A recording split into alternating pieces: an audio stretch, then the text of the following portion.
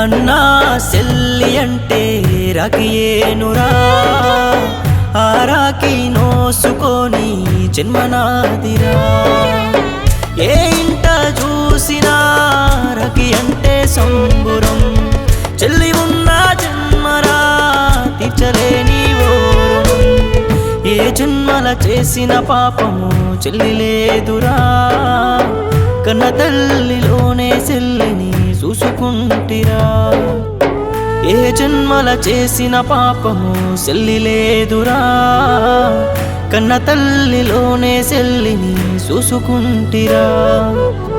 కోరుకున్నవో చెల్లిని ఇవ్వమని ఆ బ్రహ్మని, ఆలపించు నా బాధని తోడు వంపువో చెల్లిని.